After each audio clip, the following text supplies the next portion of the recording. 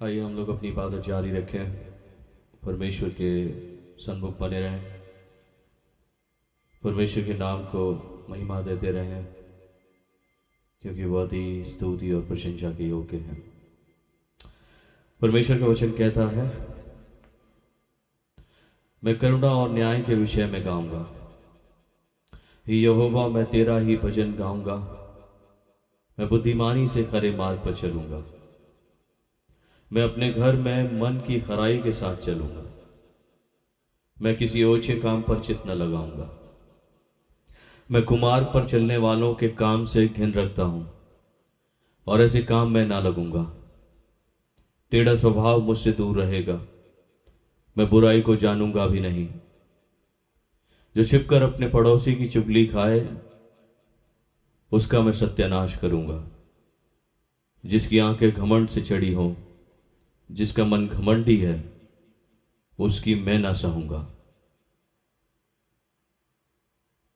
हे यहोवा, मेरी प्रार्थना सुन और मेरी दुहाई तुझ तक पहुंचे। हे मेरे मन, यहोवा को धन्य कह, और जो कुछ मुझ में है वह उसके पवित्र नाम को धन्य कह। हे मेरे मन, यहोवा को धन्य कह और उसके किसी उपकार को ना भूलना। प्रार्थना करें। पिता परमेश्वर, हम शुक्र अदा करते हैं कि हमको एक बार फिर से यह अवसर मिला कि हम जिंदगी पाएं, क्योंकि बिना तेरे अनुग्रह के पिता हम अधूरे हैं, तेरी दया के अधूरे हैं। तेरी करुणा आज के दिन हम पर उतरी कि हम तैयार किए जाएं तेरी महिमा के लिए, तेरे कामों के लिए, तेरी प्रशंसा के लिए, हर एक उस बात के लिए जो तेरी ओर से भली जान पड़ती है, अच्छी जान पड़ती है। पिता परमेश्वर, इसलिए तूने हमको जीवन दिया कि हम तेरे भवन में इकट्ठे होकर सुबह के वक्त में तेरी तमजीद करें, तेरे नाम को मुबारक कहें और तेरे योग्य फल लाएं। पिता परमेश्वर, इसलिए हम सब कुछ तेरे कंट्रोल में छोड़ देना चाहते हैं। हम जितने भी यहाँ पर उपस्थित हैं और जितने तैयारी में हैं, मार्ग में हैं, जो चल दिए हैं कि तेरे भवन में उपस्थित होकर तेरी आराधना करें, उन सब के साथ बोलें। अपने पवित्र आत्मा की जुम्बिश को प्रभु यहाँ पर रखें, ताकि सारी बातें प्रभु तेरे पवित्र आत्मा की परिपूर्णता में हो, तेरे कंट्रोल में हो सारी बातें। और पिता परमेश्वर, हमारा आराधना करना तुझे पसंद आए और हम सबकी जिंदगियों के लिए आशीष का कारण बने। सो हे पिता, मैं सब कुछ तेरे हाथों में समर्पित करता हूँ और इस प्रार्थना को मांग लेता हूँ तेरे प्रिय पुत्र, अपने उद्धार करता, जीवन देने वाले प्रभु खुदावन यीशु मसीह नासरी के नाम से, आमीन।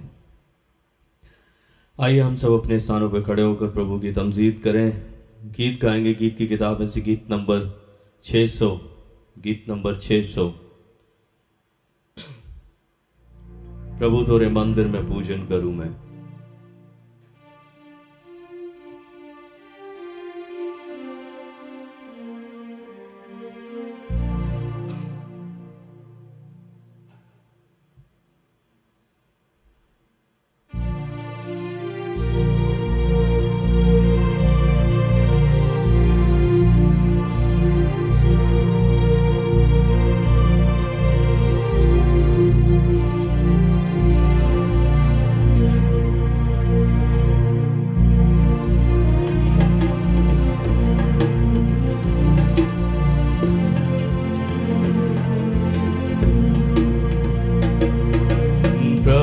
तोरे मंदिर में पूजन करूं मैं, प्रभु तोरे मंदिर में पूजन करूं मैं, पूजन करूं मैं, पूजन करूं मैं, पूजन करूं मैं, पूजन करूं मैं, प्रभु तोरे मंदिर में पूजन करूं मैं, प्रभु तोरे मंदिर में पूजन करूं मैं।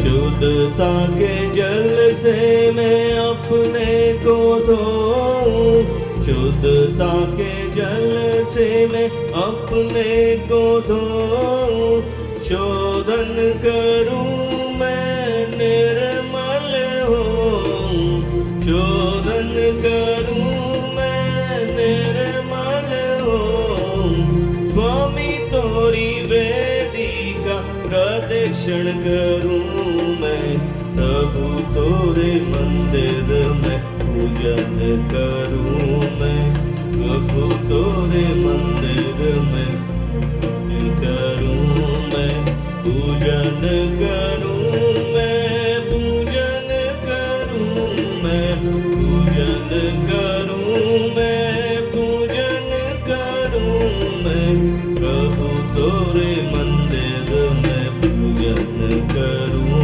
मैं, प्रभु तोरे मंदिर में पूजन करूं।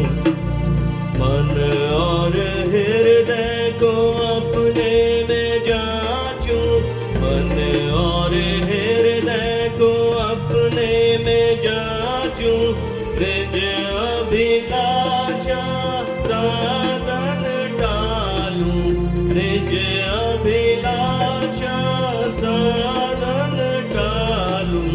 सत्य और आत्मा से भजन करूं मैं, प्रभु तोरे मंदिर में पूजन करूं मैं।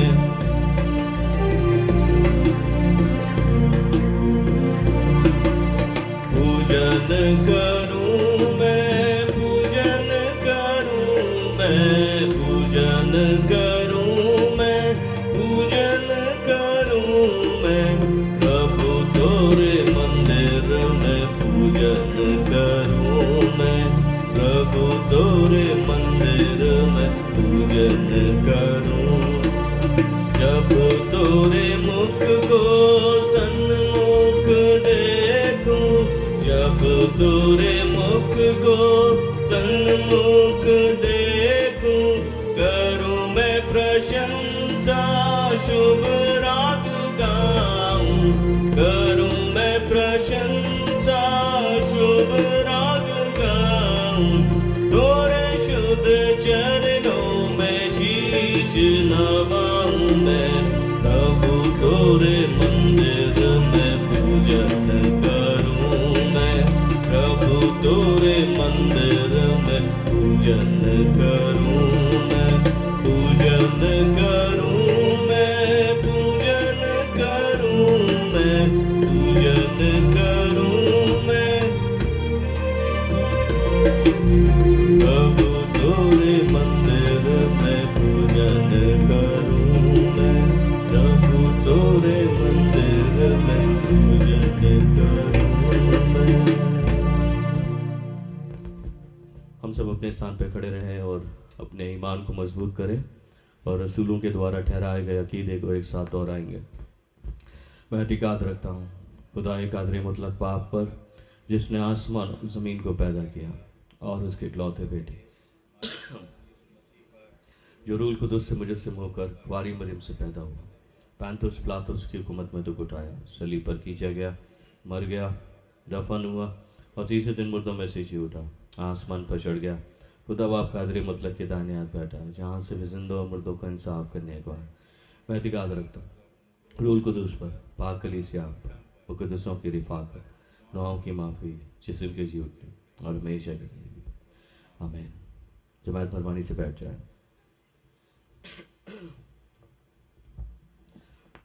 हम लोग प्रार्थना में चलेंगे और मैं उन लोगों के नाम आपको बता देता हूँ जो इस वीक में अपने बर्थडे सेलिब्रेट कर रहे हैं, जो बीमार हैं, तकलीफ़ ज़दाएँ, ज़ईफ़ी के आलम में हैं, उनके लिए हम लोग प्रार्थना करेंगे। मिस्टर सौरभ मसीह और मिसेस वंदना पीटर आज के दिन में अपना बर्थडे सेलिब्रेट कर रहे हैं, सॉरी 24 तारीख को अपना बर्थडे सेलिब्रेट करेंगे।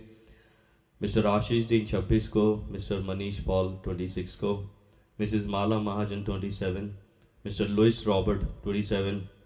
ये वो लोग हैं जो इस वीक में अपने बर्थडे सेलिब्रेट करेंगे, इनके लिए प्रार्थना करें, प्रभु ने आशीष है। मिस्टर अनिल सिंह जी के लिए प्रार्थना करें, हाल ही में उनकी सर्जरी हुई है, उन्हें स्पीडी रिकवरी मिले।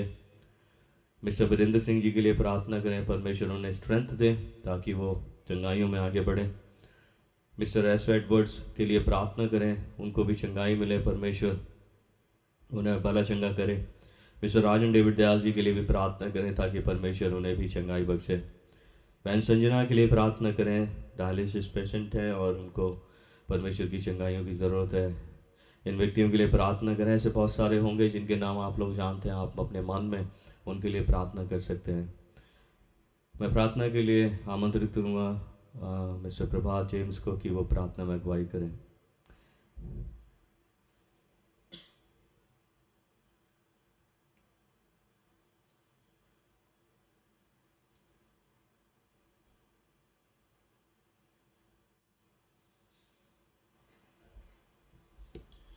आइए हम लोग प्रार्थना में जाएं, सिरों को झुकाएं।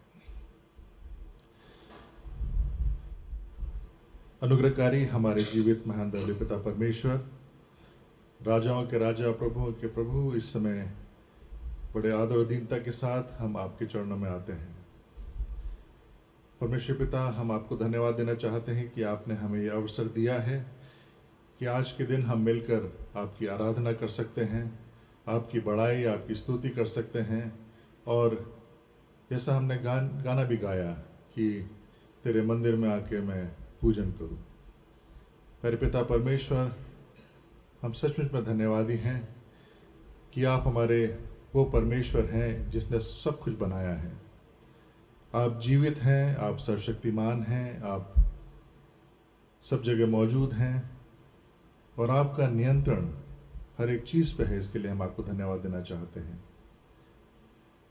प्यारे पिता परमेश्वर, हम आभारी हैं आपकी दया के लिए, आपकी करुणा के लिए, आपकी अनुकंपा के लिए। और प्यारे पिता परमेश्वर, हम आपको धन्यवाद देना चाहते हैं कि प्रभु आपने अपने अनुग्रह से हम सबको बचाया है। प्रभु जी, आपने अपनी दया में, जो आप दया के धनी हैं, प्रभु जी आपने हम पर दया की और हमारे पापों को क्षमा किया और हमें अंधकार से निकालकर उस उजाले में, उस प्रकाश में जो प्रभु यीशु मसीह का राज्य है उसमें प्रवेश कराया। हम आपको धन्यवाद देना चाहते हैं। प्रभु, आपके प्रेम के लिए हम आपको धन्यवाद देना चाहते हैं।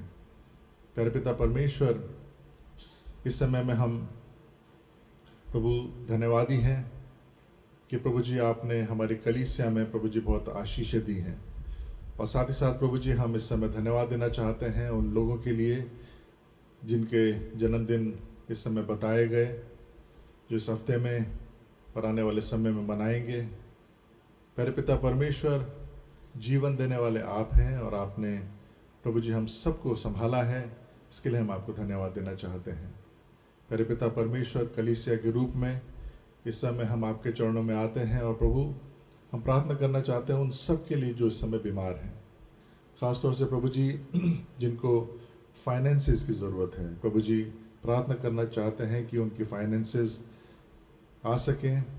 साथ ही साथ प्यारे पिता परमेश्वर, हम प्रार्थना करना चाहते हैं उनके परिवार के लोगों को प्रभु जी आप तसल्ली दें, हिम्मत दें। और प्यारे पिता परमेश्वर, होने दीजिए कि जिनके कामों में परेशानियां हैं, जिनकी जॉब में दिक्कत हो रही है, प्रभु जी आप उनको भी संभालें। प्यारे पिता परमेश्वर, हम जानते हैं कि हम प्रत्येक बात को आपके सामने ला सकते हैं क्योंकि हम जानते हैं कि आप हमारे पिता परमेश्वर हैं। प्रभु जी हम धन्यवादी हैं प्रभु जी कि आपने रेवरेंड दिनेश प्रसाद को हमारे अगुवे के रूप में यहाँ पर रखा है और बीते प्रभु जी इतने वर्षों तक प्रभु जी आपने संभाला है।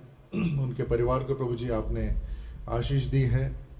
प्रभु जी हम आपको धन्यवाद देना चाहते हैं उनकी सेवकाई के लिए, प्रभु जी उनके समर्पण के लिए और प्यारे पिता परमेश्वर उनके प्रेम के लिए, प्रभु जी जो कलीसिया के प्रति उनका है समर्पण है, प्रभु जी हम आपको धन्यवाद देना चाहते हैं। प्यारे पिता परमेश्वर, हम धन्यवाद देना चाहते हैं कि आपने उनको अलग अलग जिम्मेदारियां दी हैं और प्रभु जी उसके तहत प्रभु जी वो हर एक विंग को प्रभु जी अगुवाई करते हैं। हम आपको धन्यवाद देना चाहते हैं। प्रभु जी विनती करते हैं कि अपनी आत्मा का अभिषेक इसी प्रकार उन पर बनाए रखें, अपना अनुग्रह करें, ताकि प्रभु जी जो भी वचन की सेवकाई वो करते हैं, प्रभु आपका वचन प्रभु जी लोगों के हृदयों में जब जाता है, प्रभु जी वो बीज प्रभु बहुत आयत का फल लाने वाला हो सके। प्यारे पिता परमेश्वर, उनके परिवार पर आपकी आशीष होने पाए। उनके पापा के लिए हम आपको धन्यवाद देना चाहते हैं, उनके बच्चों के लिए प्रभु जी उन पर आपकी आशीष बनी रहे। प्यारे पिता परमेश्वर, हम धन्यवादी हैं प्रभु जी कि आपने हमारे चर्च में जवानों को दिया है, और प्रभु जी न केवल दिया है प्रभु जी, लेकिन आपने उन सबको बहुत टैलेंट्स दिए हैं।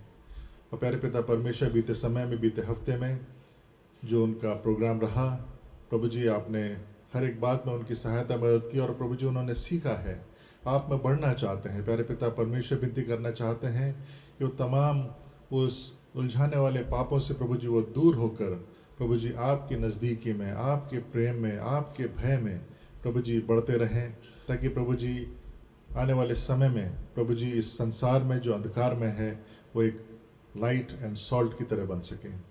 प्यारे पिता परमेश्वर, हम थैंकफुल हैं संडे स्कूल के लिए, हम थैंकफुल हैं विमेंस फेलोशिप के लिए, हम थैंकफुल हैं प्रभु जी मेंस फेलोशिप के लिए, और प्यारे पिता परमेश्वर प्रत्येक एक्टिविटी के लिए जो पादी साहब के द्वारा से संचालित की जाती है।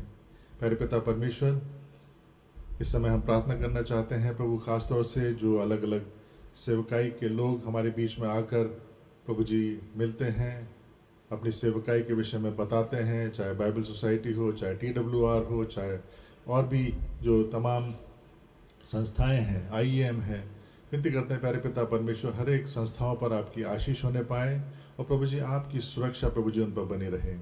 प्यारे पिता परमेश्वर, हम इस समय प्रार्थना करते हैं कि आज के दिन में हमारे हृदयों को आप तैयार करें, ताकि प्रभु जी हम आपके वचन को सुनकर प्रभु जी हमारी आत्मिक आंखें खुलें और हमारा रिश्ता प्रभु यीशु मसीह के साथ सही होता चला जाए। प्यारे पिता परमेश्वर, धन्यवादी हैं प्रभु जी कि आपने अवसर दिया है कि हम मिलकर आपकी आराधना, आपकी स्तुति, आपकी बढ़ाई कर सकते हैं। पूरे आराधना को आपके हाथों में सौंपते हैं प्रभु जी। ये प्रार्थना यीशु मसीह के नाम से मांगते हैं, आमीन। तो जो आसमान पर है ना पाक माना जाए, ये बादशाह तारे जैसे आसमान पूरी होती है जमीन हमारे दोस्त को बख्शता, अपने कसूर वालों को माफ़ करते हैं, तो हमारे कसूरों को माफ़ कर, हमें आजमाइश में न पड़ने दे, बल्कि बुराई से बचा, क्योंकि बादशाह जलाल हमेशा तेरे। आमीन। थैंक यू प्रभात भाई। आइए हम सब बारी बारी से पढ़ने के लिए निकालेंगे इंतखाबी सबक नंबर 32, चुने हुए पाठ की संख्या 32, 32, रिस्पॉन्सिव रीडिंग नंबर 32। इसका टाइटल है धर्मियों की कुशलता, धर्मियों की कुशलता। और इसको बारी बारी से पढ़ने के लिए हम सब अपने स्थान पर खड़े होंगे।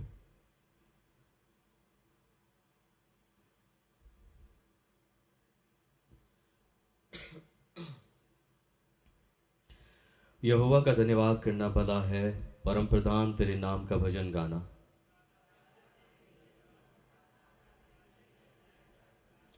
दस्तार वाले बाजे और सारंगी पर और वीणा पर गंभीर स्वर से गाना भला है।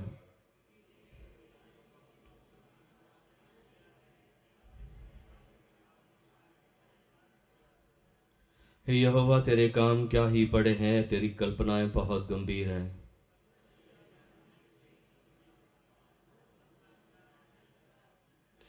दुष्ट जो घास की नाई फूलते फलते और सब अनर्थकारी जो प्रफुल्लित होते हैं, यह इसलिए होता है कि वे सर्वदा के लिए नाश हो जाएं।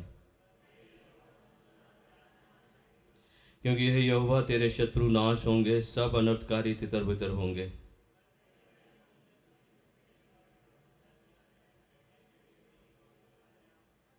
और मैं अपने द्रोहियों पर दृष्टि दे करके और उन कुकर्मियों का हाल जो मेरे विरुद्ध उठे थे सुनकर संतुष्ट हुआ हूं।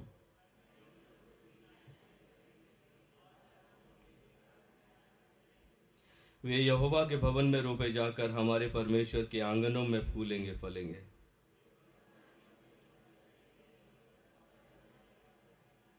साथ साथ पढ़ेंगे। जिससे यह प्रकट हो कि यहोवा सीधा है, वह मेरी चट्टान है और उसमें कुटिलता कुछ भी नहीं। ओ सितारे की और बेटे की और कुदूस की भी, जैसे इब्तदा में हुई है, आज भी याद रहेगी हमेशा तक।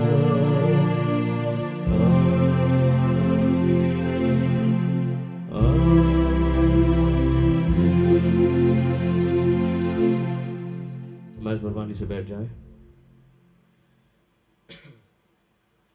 जब परमेश्वर हमारी ज़िंदगी में बड़े काम करते हैं तो हमारे लिए ज़रूरी बन जाता है कि हम उन कामों की प्रशंसा लोगों के सामने करें, ताकि परमेश्वर को महिमा मिले और जिस महिमा का वो हकदार है उस तक पहुंचने पाए। सो मैं अभी आमंत्रित करना चाहता हूं भाई अमर सिंह बिस्ट को। उनके जीवन में परमेश्वर ने काम किया और वो परमेश्वर की प्रशंसा अपनी टेस्टिमनी के ज़रिए करना चाहते हैं। सो भाई आप आएँ और अपनी टेस्टिमनी दें ताकि परमेश्वर के नाम को महिमा मिले।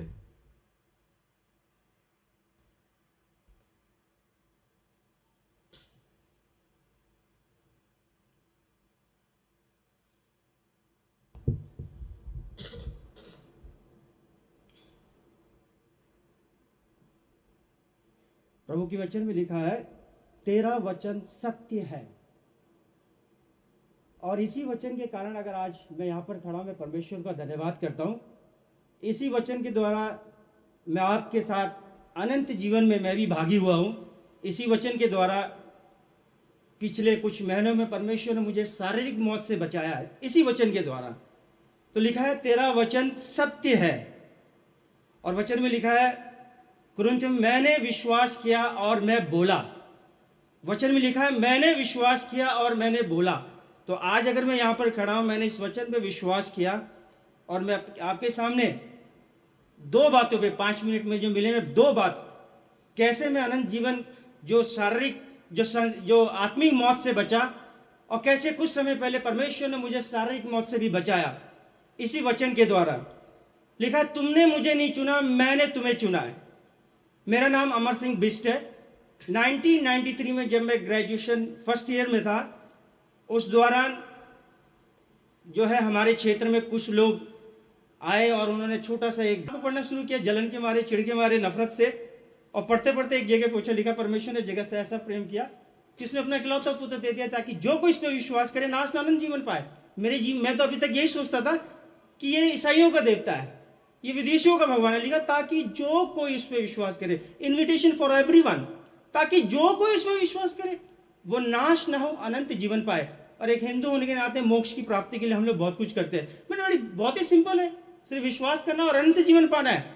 तो धीरे धीरे करके मेरा इंटरेस्ट इसमें बढ़ता रहा। मगर जब मैं पढ़ता गया कुछ किताबें, कुछ बातें मुझे अच्छी नहीं लगी कि एक गाल पे थप्पड़ मारो, दूसरा भी कर दो, क्योंकि हमें तो यही सिखाया गया था अगर कोई मारे तो मार खा के मत आना। तो वचन को देख के कुछ चीज़ें समझ में नहीं आ रही है, तो बड़ी उल्टी बातें भी हो रही है इधर उधर।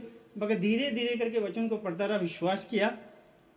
और 96 में मैंने ग्रेजुएशन ख़त्म करी और मैंने बपतिस्मा लिया और मैं ओएम चला गया। 3.5 साल मैंने वहाँ पे प्रभु की सेवा करी। वापस लौट कर आया, फिर एक और संस्था में काम किया। उसके बाद फिर एक और संस्था में काम किया। 9.5 साल मैंने एक यूपी मिशन है जो हाउस चर्च प्लांटिंग करती है, उसमें काम किया। करीब 875 लोगों का बैप्टिज्म हुआ, कई लोगों को मिलकर, हमारी टीम ने मिलकर। 2011 में मेरी पत्नी ने बोला हम दूसरों के लिए करें, हमारे पहाड़ों में, पहाड़ का हूँ, पहाड़ में तो कोई है ही नहीं, बहुत कम लोग हैं, तो हमें पहाड़ में जाना चाहिए। तो 2011 में मैंने सब कुछ छोड़कर चमोली गढ़वाल में काम करने की सोची और चमोली गढ़वाल में काम शुरू किया। इस समय वहाँ पर प्रभु की दया से 5 लोगों का बैप्टिज्म हुआ, 2 लोग और हैं। और भी एक छोटा सा स्कूल है 8 तक, मैं वहाँ पर 8 तक स्कूल चलाता हूँ। ये सब कुछ बहुत बढ़िया चल रहा था। फरवरी के महीने पे मुझे कुछ प्रॉब्लम हुई शरीर पे। थोड़ी देर कुछ समय तक तो मैं अवॉइड करता रहा। मगर जब प्रॉब्लम बढ़ गई तो मैं आया, डॉक्टर को दिखाया, सारी रिपोर्ट चेक करी, आखिर में पता लगा कि कैंसर है। तो आपको मालूम है कैंसर का नाम सुनते ही आदमी डर जाता है, घबरा जाता है। सबसे पहले दिमाग में आता मौत, अब तुम मरने की तैयारी करो। तो जब पता लगा मुझे कैंसर है तो जरा प्रॉब्लम आ गई, घर परिवार में सब घबरा गए। सो डॉक्टर को दिखाया, डॉक्टर ने चेक करा, सब कुछ करने के बाद देखा कि किसी जगह पे एक सिस्ट है, उसको निकालना पड़ेगा। ऑपरेट करके निकाल दिया। 1 महीने घर पे बैठा रहा बिस्तर पे, बहुत परेशान। क्या होगा अब? उससे 1 महीने पहले मैं हिमाचल गया था और वहाँ मैंने प्रचार किया था अब्राहम के विश्वास के बारे में, हबक्कुक के विश्वास के बारे में, सदरक मेशक के विश्वास के बारे में। और आज स्थिति होती कि मुझे अपना विश्वास देखना था कि सच में मैं परमेश्वर के वचन में विश्वास करता हूँ, सच में मैं परमेश्वर में। 1 महीने तक सोचता रहा, तो मैंने बाइबल उठाई, बाइबल पढ़ना शुरू किया। फिर से मुझे कनानी स्त्री की कहानी याद आई। वो अपने बच्चे के लिए यीशु मसीह के पीछे पीछे भाग रही थी। यीशु मसीह ने कोई ध्यान नहीं दिया। चेलों ने कहा इसे चुप करा, बहुत चिल्लाती है। यीशु मसीह ने कहा ये जो रोटी है सिर्फ हमारे बच्चों के लिए, इसराइल के लिए, कुत्तों के लिए नहीं है। स्त्री ने कहा कुत्ते भी उस चूरे से खाते हैं। यीशु ने कहा इसका बहुत बड़ा विश्वास है। अगर आप सूबेदार को देखें, सूबेदार ने भी ये कहा, प्रभु ने कहा इसके विश्वास से मैं अचंभव हुआ। मैंने कहा प्रभु यही विश्वास मुझे भी चाहिए। अगर मुझे इस बीमारी से निकलना, प्रभु यही विश्वास मुझे चाहिए। और इस वचन ने, प्रभु के वचन ने मुझे वह ताकत दी। लिखा है, अगर आप नीति वचन 18:21 में लिखा, तेरे मुंह पे, तेरी जीभ पे मृत्यु और जीवन दोनों है। अगर तू इसका इस्तेमाल करेगा तो इसका प्रतिफल पाएगा। 1 महीने के बाद फिर डॉक्टर के पास गया। डॉक्टर ने कहा कि आप एक काम करिए, पेट स्कैन करवा लीजिए। पेट स्कैन कराया, उसमें 4th स्टेज का कैंसर निकला। और डॉक्टर के पास गए, ऑन्कोलॉजिस्ट, उसने कहा या तो ऑपरेशन करना पड़ेगा, मगर जब रिपोर्ट देखी कि उससे भी कुछ फ़ायदा नहीं है, फैल चुका है बहुत, कुछ फ़ायदा नहीं है। फिर भी उसने पता नहीं क्या सोचा, उसने कहा ठीक है एक काम करते हैं, आपका कीमो शुरू कर देते हैं, देखते हैं कीमो से कुछ होता। तो कीमो शुरू कर दिया। जब उन्होंने कीमो तो शुरू कर दिया, मैंने कहा मैं प्रभु के वचन को नहीं छोड़ूंगा। प्रभु के वचन में लिखा है उसके कोड़े खाने से तू चंगा हुआ, उसके मार खाने से तू चंगा हुआ। वचन में लिखा है विश्वास की प्रार्थना से रोगी उठ खड़ा हुआ और परमेश्वर ने उसे चंगा कर दिया। मैंने कहा प्रभु मैं अब इस वचन को नहीं छोड़ूंगा। मैं लगातार कीमो चलता रहा, मैं इन्हीं वचन को बोलता रहा। बीच में दोबारा पेट स्कैन हुआ। मैं जब मशीन के अंदर गया, वो भी एक बहुत बड़ी सजा है उस मशीन के अंदर जाना पेट स्कैन के लिए। पूरे आधे घंटे में यही वचन को बोलता रहा कि विश्वास की प्रार्थना के द्वारा रोगी उठ खड़ा होगा और परमेश्वर उसे चंगा करेगा। लिखा है कि देखो क्या कहते, उसने अपनी दुर्बलताओं, हमारी दुर्बलताओं और हमारे रोगों को उठा लिया। इन्हीं वचन को बोलता रहा। पेट स्कैन हुआ। पेट स्कैन के बाद रिपोर्ट आई। जब रिपोर्ट डॉक्टर के पास गई, उसमें कुछ भी नहीं मिला। और हम लोग लगातार प्रार्थना कर रहे थे, प्रभु। हम लोग घर पे भी प्रार्थना करते, not a single cancer cell will find in my body. लगातार ऐसी प्रार्थना करते, regular, not a single cancer cell will find in my body. ऐसे करके हम प्रार्थना करते, मेरे बच्चे प्रार्थना कर रहे थे। और हम विश्वास के साथ, फिर वो पेट स्कैन हुआ। डॉक्टर हैरान हो गया। अगर आप मेरी रिपोर्ट देखोगे, पहले के बोलेगा नॉट अ सिंगल, जो हमने प्रार्थना करी एग्जैक्टली वही रिपोर्ट आई। और परमेश्वर ने मुझे आजाद कर दिया, बचा लिया, जो कि असंभव था। काफी लोग सोच रहे थे असंभव है, बिल्कुल मौत का इंतजार करने की जरूरत है। और डॉक्टर भी कई बार, मैं डॉक्टर लोगों को धन्यवाद करता हूँ, अगर यहाँ पर डॉक्टर वो हमारा इलाज करते हैं, डायग्नोज करते हैं, but they are not God. हमारा परमेश्वर हमें जीवन देने वाला है और परमेश्वर ने मुझे बचाया। मैं परमेश्वर को बहुत धन्यवाद करता हूँ और यही विश्वास करता हूँ कि वचन में लिखा है जितनों ने उसकी ओर देखा वो लज्जित नहीं हुए। मैंने कहा था प्रभु मैं तेरा दास हूं, तेरे वचन में लिखा है मैं तुझे दीर्घायु से तृप्त करूंगा। तेरे वचन में ये लिखा है, और हम जानते हैं शैतान अगर सबसे ज्यादा डरता है वो परमेश्वर के वचन से डरता है। यीशु मसीह ने भी उसका वचन से सामना किया। तो इस वचन को बोल कर परमेश्वर के इस वचन के द्वारा परमेश्वर ने मुझे बचाया। मैं परमेश्वर का धन्यवाद करता हूँ, ये जीवन दिया है। अब मेरी यही दुआ है, प्रभु इस जीवन को अपनी महिमा के लिए इस्तेमाल कर। जैसे हम गीत भी गाते हैं, खुद बचना काफी नहीं है, औरों को भी बचाना है। तो ये जीवन प्रभु के लिए इस्तेमाल हो, खास करके पहाड़ों पे। मैं पहाड़ों पे काम करता हूँ, अपने लोगों के बीच में जाता हूँ, कि ये जीवन उनके लिए इस्तेमाल हो।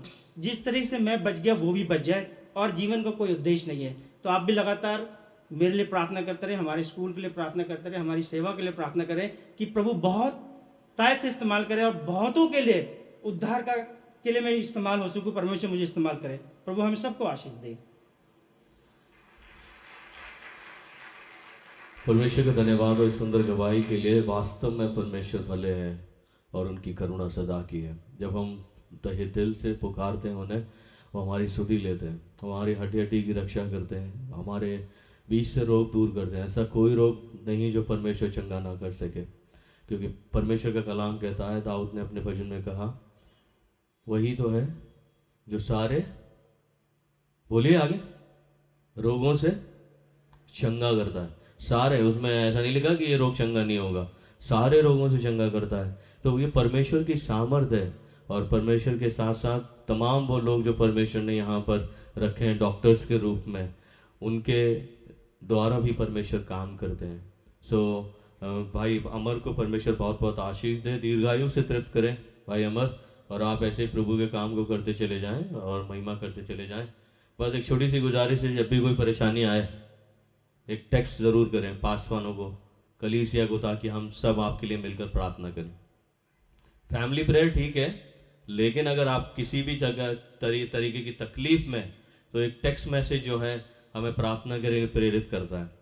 तो ये ज़रूर करें ताकि हम सब भी एक दूसरे के लिए प्रार्थना करें और परमेश्वर ऐसे ही अनुग्रह बरसाता रहे। आइए हम सब लोग आज के कलाम में जो स्क्रिप्चर पोर्शन है उसकी ओर चलेंगे, और स्क्रिप्चर पोर्शन के लिए हम सब अपने स्थान पे खड़े होंगे। भजन संहिता उसका पहला अध्याय जो आज की स्टडी है, जो मेडिटेशन का विषय है, भजन संहिता उसका पहला अध्याय।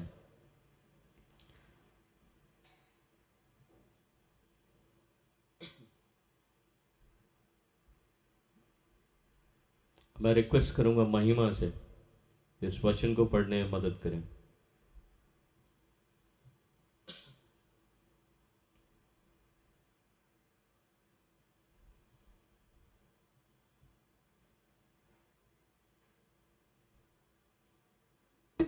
परमेश्वर के वचन से पढ़ेंगे।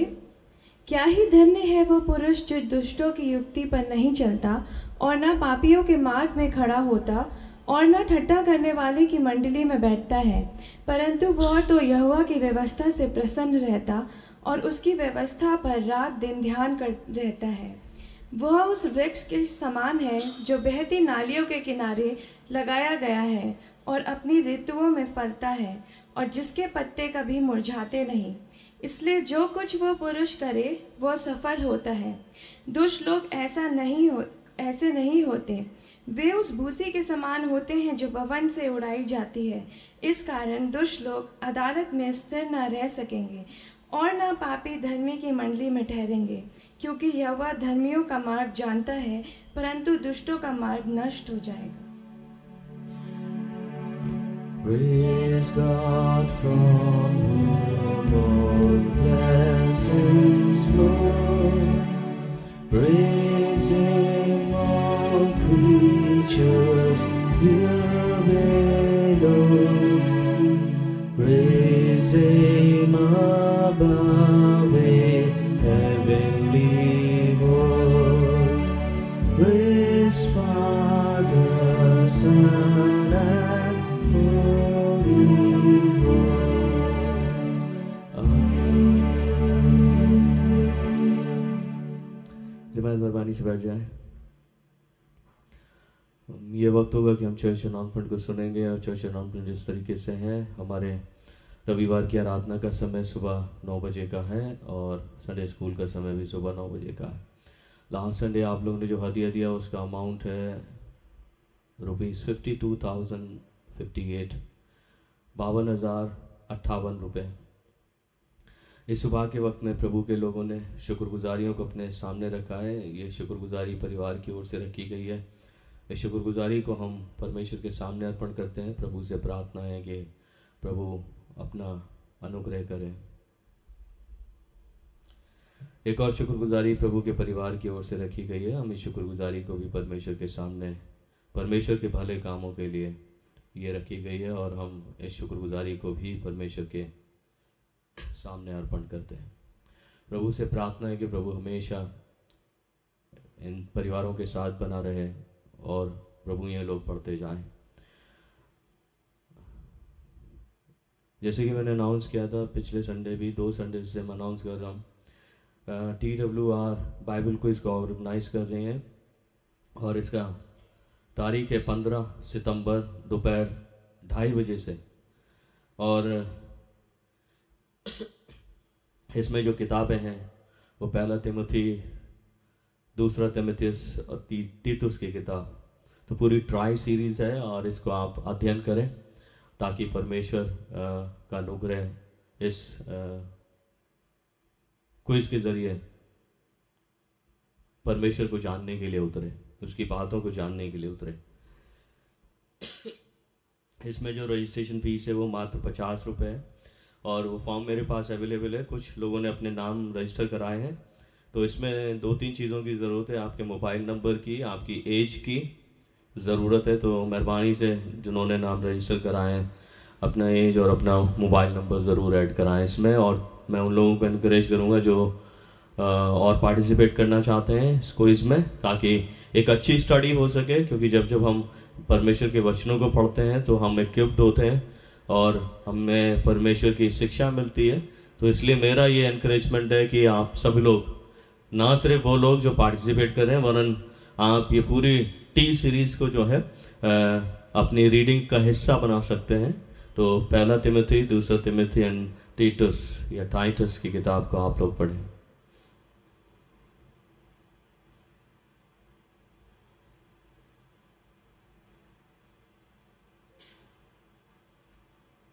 एक और शुक्रगुजारी प्रभु की बेटी की ओर से रखी गई है। हम इस शुक्रगुजारी को भी परमेश्वर के सामने अर्पण करते हैं। आइए हम लोग प्रार्थना करेंगे ताकि प्रभु इन सब के ऊपर अपना अनुग्रह करे। धन्यवाद देते हैं पिता परमेश्वर के, तूने हम सबको ये मौका दिया कि हम सब मिलकर इकट्ठे होकर आराधना करें, तेरे नाम की तमजीद करें, गवाहियों को सुने, ताकि प्रभु हमारा ईमान और मजबूत हो सके, हम स्ट्रेंथ पा सकें। पिता परमेश्वर, मैं ब्लेस करता हूँ भाई अमर को, उनकी मिनिस्ट्री को। मैं ब्लेस करता हूँ तमाम उन लोगों को जिन्होंने पिता परमेश्वर अपनी अपनी शुक्रगुजारियों को प्रभु तेरे सामने रखा है। प्रार्थना करता हूँ पिता, ये शुक्रगुजारियाँ 1000 गुने रूप में पिता परमेश्वर फल लाने वाली हो सकें, जो प्रभु तेरे परिवारों की ज़िंदगी में हो। पिता परमेश्वर, ये दान तेरे कामों के वास्ते प्रभु इस्तेमाल किया जा सके। मैं सब कुछ तेरे कंट्रोल में छोड़ता हूँ और इस प्रार्थना को मांगता हूँ तेरे प्रिय पुत्र अपने उद्धार करता, जीवन देने वाले प्रभु खुदावन यीशु मसीह नासरी के नाम से, आमीन। इसके अलावा और कोई विशेष सूचना नहीं है। यदि होंगी तो हम खुदा के कादिम आपको इत्तला करेंगे। मैं क्वायर को आमंत्रित करूंगा कि वो अपने विशेष गीत के साथ आएँ और वर्शिप में हमें लेके चलें। चर्च क्वायर।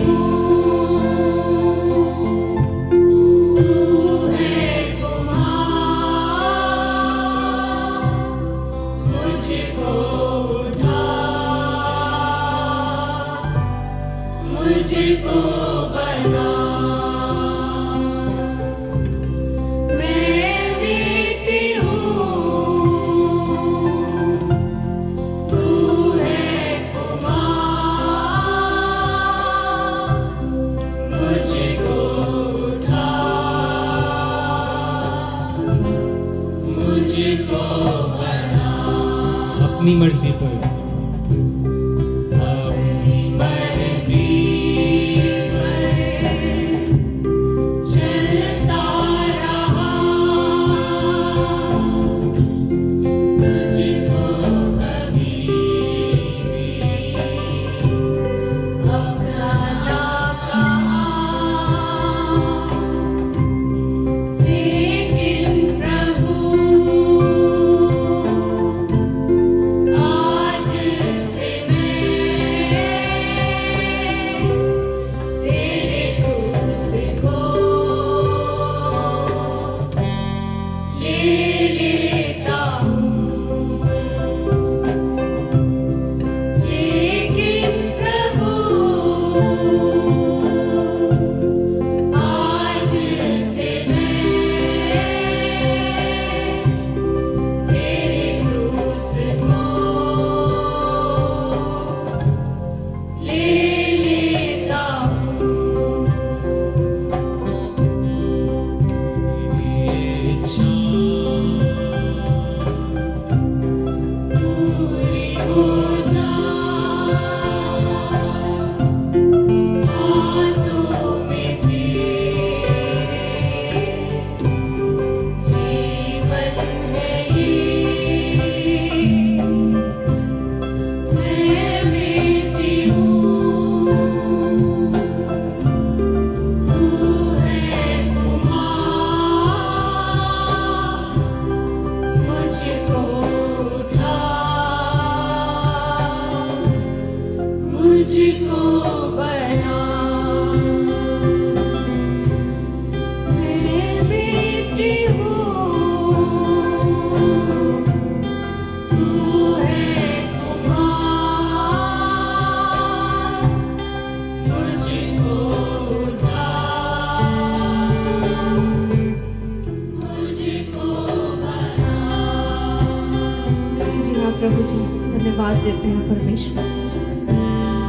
हम मिट्टी हैं परमेश्वर और तू हमारा कुम्हार है।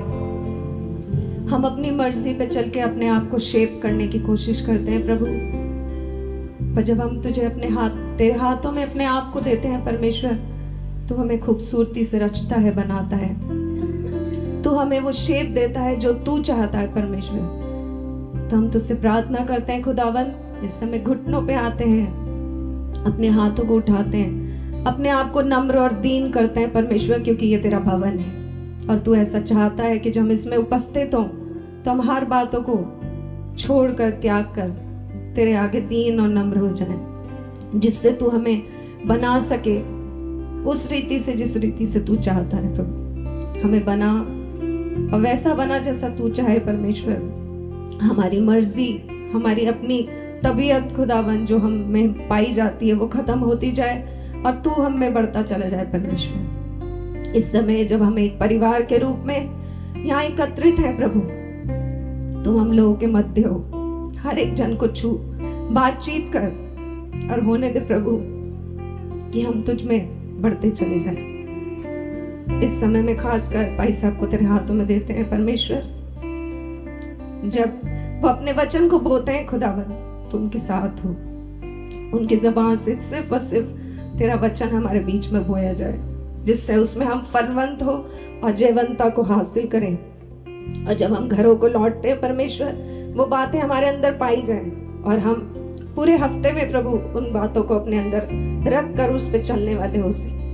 फिर से हर एक विनती प्रार्थना आपके चरणों में रखते हैं और तेरे ही मधुर और मीठे नाम में होके मांगते हैं, आमीन। Please be seated.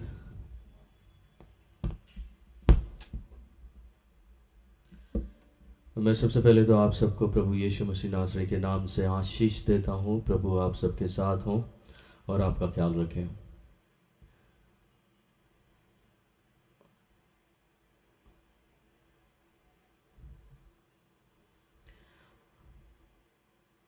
अपने पवित्र शास्त्र को खोलें और भजन 1 निकाल के देखें। किसी को याद है कि लास्ट संडे मैंने क्या प्रचार किया था? एनीवन? बोलिए। प्योरिटी। Very good. हमें प्योरिटी की कमी है और परमेश्वर चाहते हैं कि हम प्योर हो जाएं, और उसके स्टेप्स लास्ट हमने बताया गया था किस रीति से हम अपने आप को प्योर कर सकते हैं। एक इम्पॉर्टेंट मैसेज था, क्योंकि परमेश्वर डिमांड करता है अगर हम परमेश्वर के राज्य में जाना चाहते हैं, परमेश्वर की वारिस बनना चाहते हैं, तो हमें अपनी लाइफ को प्योर करना पड़ेगा। लेकिन आज परमेश्वर का वचन प्योरिटी के साथ साथ राइचियसनेस के बारे में बात करेगा। राइचियसनेस उतनी ही इम्पॉर्टेंट है जितना कि प्योरिटी इम्पॉर्टेंट है। एक आदमी जो अपने आप को प्योर बनाता है, एक आदमी जो अपने आप को प्योरिटी की तरफ लेकर चलता है, वो निश्चित तौर पर धार्मिकता की तरफ भी आगे बढ़ता है। और भजन संहिता पहला चैप्टर पूरी तरीके से राइचियसनेस के बारे में बात करता है कि परमेश्वर को अनराइचियस लोग पसंद ही नहीं है। परमेश्वर अनराइचियसनेस पसंद ही नहीं करता, परमेश्वर विकेडनेस पसंद ही नहीं करता और परमेश्वर एविल भी पसंद नहीं करता। तो अभी हम अपने जीवन में इन एनालिसिस को रखेंगे, क्योंकि परमेश्वर ने एक क्लियर कट पिक्चर इस पूरे विवरण में अपने दास के जरिए दी है, और एक कंपैरिजन जो है दर्शाया है, godly, ungodly, righteous and unrighteous. सो इस पिक्चर को जब आप देखेंगे, इस एनालिसिस को जब आप आज स्टडी के रूप में करेंगे या मैसेज के रूप में करेंगे, मैं आपको परमेश्वर की आत्मा में एनकरेज करता हूँ, your life is going to be blessed through this message. आपका जीवन जो है परमेश्वर आशीषित करने वाला है और साथ ही साथ परिवर्तित भी करने वाले हैं। सबसे इंपॉर्टेंट चीज परमेश्वर के लोगों से ये सवाल मैं करना चाहता हूं, आप अपनी लाइफ के साथ खुश हैं? Are you happy with your life? Yes. दूसरा सवाल, are you happy what you are doing upon this earth? आप खुश हैं जो आप अपने जीवन में इस पृथ्वी पर जो भी कार्य कर रहे हैं उनसे, उन कामों से खुश हैं?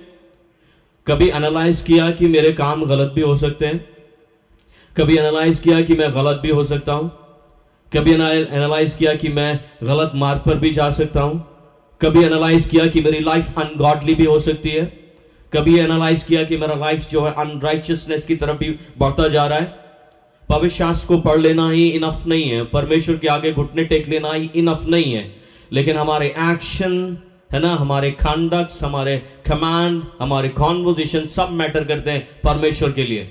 तो इसलिए ये एक इंपॉर्टेंट टॉपिक है और परमेश्वर एक क्लियर कट पिक्चर जो है यहां पर देना चाहता है। और सबसे इंपॉर्टेंट चीज, जब आप ब्लेसेडनेस की बात करते हैं, क्योंकि यहां पे लिखा है क्या ही मुबारक है या धन्य है वह पुरुष या स्त्री, है ना।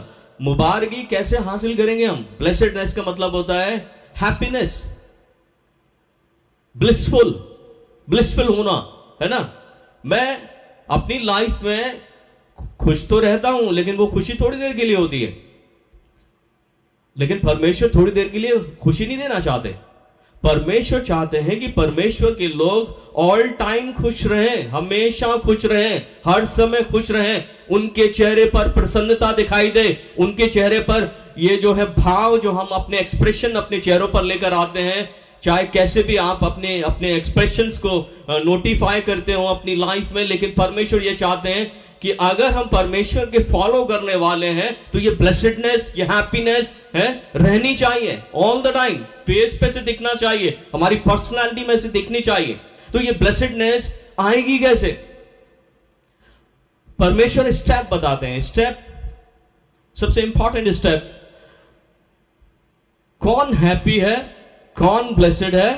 वो ब्लेसेड व्यक्ति वो है who does not walk in the council of wicked. पहला step, who does not walk in the council of wicked.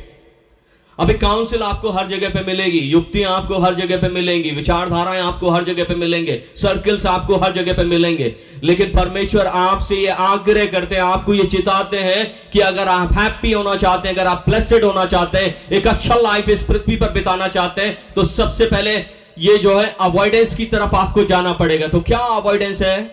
Avoidance है क्योंकि यहां पर 3 नेगेटिव्स आपको दिखेंगे, 3 नेगेटिव्स। जब आप स्टडी करेंगे पहले वर्स को, तो वहां पे 3 नेगेटिव्स दिखेंगे। तो नेगेटिव्स में सबसे पहला नेगेटिव है, who does not walk in the council of wicked. अगर मैं इसको समझाने की कोशिश करूं तो इस तरीके से, to walk in the council of someone is to follow their veg.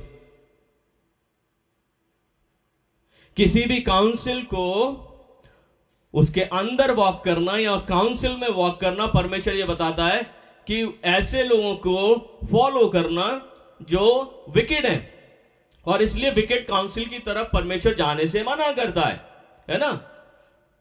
तो क्या मैं अपनी लाइफ में ऐसे लोगों को फॉलो करना चाहता हूं जो डिस्ट्रक्शन की ओर जा रहे हैं? क्या मैं अपनी लाइफ में ऐसे लोगों को फॉलो करना चाहता हूं जिनका परमेश्वर की नजर में कोई औचित्य ही नहीं, कोई पर्सनालिटी नहीं मैटर करती उनकी परमेश्वर की नजर में?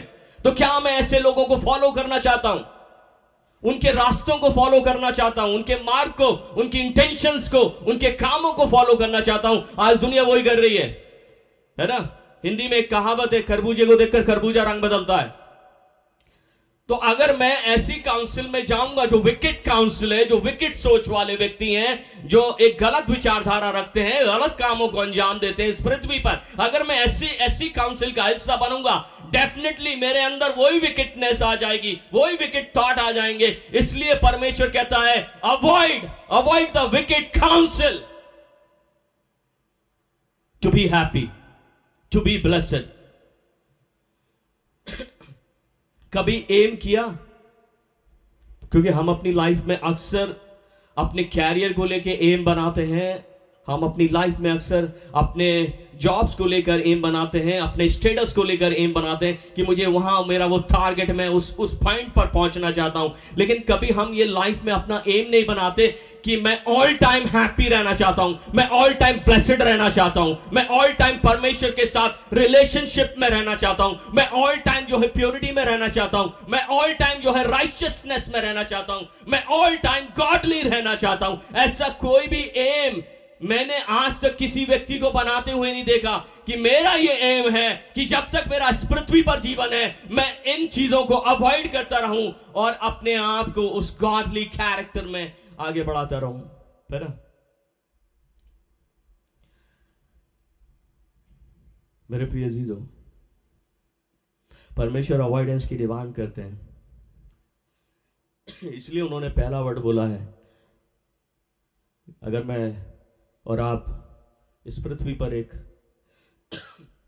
संतुष्टपूर्ण जीवन बिताना चाहते हैं, परमेश्वर के दृष्टिकोण से अवॉइड करना पड़ेगा। ऐसी काउंसिल्स को, ऐसे लोगों को अवॉइड करना पड़ेगा जो युक्तियां तो बनाते हैं लेकिन वो युक्तियां किसी के हानि की होती हैं, याद रखना। दूसरा वर्ड मैं आपको देता हूं, दूसरा नेगेटिव मैं आपको देना चाहता हूं। नेगेटिव क्या है? Nor stand in the path of Sinners. ये नेगेटिव है, नेगेटिव वर्ड है। अवॉइड करें, उस पाथ पे खड़े होने को भी परमेश्वर मना कर रहे हैं कि आप उस पाथ पे खड़े नहीं हो सकते जहां पर सिनर्स खड़े होते हैं, है ना। पापियों के मार्ग में खड़ा होना भी परमेश्वर मना करता है। तो पापी लोगों को आप कैसे कैटेगराइज करेंगे? पापी लोग, अगर डेफिनेशन अगर आपको देनी हो पापी लोगों की, कैसे देंगे?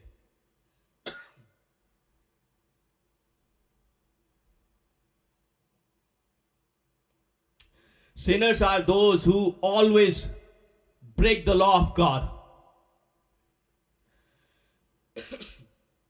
पापी लोग हमेशा वो लोग होते हैं जो परमेश्वर के नियमों को क्या करते हैं? ब्रेक करते हैं। एनालाइज करें, क्या मैं उस कैटेगरी का हिस्सा तो नहीं हूं? कहीं मैं भी तो परमेश्वर के नियमों को ब्रेक नहीं कर रहा हूं, है ना। परमेश्वर के नियम, परमेश्वर ने बहुत सारे नियम दिए हैं, लेकिन पर्टिकुलरली जो नियम दिए हैं ना, उसे 10 कमांडमेंट्स बोलते हैं। जो व्यवस्था दी है उसे 10 कमांडमेंट बोलते हैं। पूरा पेंटाट्यूक अगर आप पढ़ेंगे, पहली 5 पुस्तकें जो भविष्य बाइबल की हैं, वो सब नियमों से भरी हुई हैं। लेकिन यीशु मसीह ने अपनी मिनिस्ट्री के दौरान उन नियमों का एक एसेंस बताया, एसेंस, निचोड़, है ना, जो उन नियमों को पूरी तरीके से कंप्लीट करता है। एसेंस, अब वो एसेंस मिलेगा आपको मत्ती 22 उसके 39 वर्स में मिलेगा। वो एसेंस क्या है? एसेंस है टू लव गॉड, एसेंस है टू लव योर नेबर। ठीक है, इसी काउंसिल में, इसी गैदरिंग में आप अपने बाजू वाले व्यक्ति के पास जो बैठे हैं, फैमिली की बात नहीं कर रहा हूं फैमिली बहुत पास पास बैठे हैं, लेकिन ऐसे व्यक्ति के पास जो भी आप बैठ जाते हैं कभी कभी, जिसको आप पसंद नहीं करते, है ना, ऐसे व्यक्ति के पास आप लोगों को अगर बैठा दिया जाए तो अब आपका रिएक्शन कैसा होगा? या मेरे को बैठा दिया जाता, मेरा रिएक्शन कैसा होगा? है ना। परमेश्वर के नियमों का एसेंस है टू लव। परमेश्वर चाहता है कि उसके जो गॉडली लोग हैं, है ना, वो प्यार करें। परमेश्वर किस कैरेक्टर का स्वामी है? पवित्र शास्त्र बाइबल में अभी भाई अमर अपनी गवाही में कह रहे थे, मुझे एक वचन ने परिवर्तित कर दिया। क्या वचन था? John 3:16, for God so love the world. तो परमेश्वर क्या है? किस व्यक्तित्व का स्वामी है? प्यार का स्वामी है। बीइंग ए लॉ ब्रेकर, मैं परमेश्वर के नियम रोज बरोज तोड़ता हूं। बीइंग ए लॉ ब्रेकर, फिर भी मैं परमेश्वर की तरफ जब निहारता हूं ना, तो उसका प्यार मुझे नजर आता है, उसका प्यार नजर आता है। और मैं एक ऐसे व्यक्तित्व का स्वामी बन गया हूं कि मैं अपने ही भाई से नफरत करता हूं, चाहे वो सगा हो, चाहे सौतेला हो, चाहे कैसा भी भाई क्यों ना हो। हम अपने जितने भी फेलो ब्रदर्स हैं, है ना, उनसे नफरत करने में लगे हुए हैं। लेकिन ऐसे कैसे काम चलेगा मेरे प्रिय अजीजों? I can not be happy. मैं आपको गारंटी दे रहा हूं, बिल्कुल परमेश्वर की आत्मा में मैं हमेशा जो है अपने माइंड में टेंशन में रहूंगा।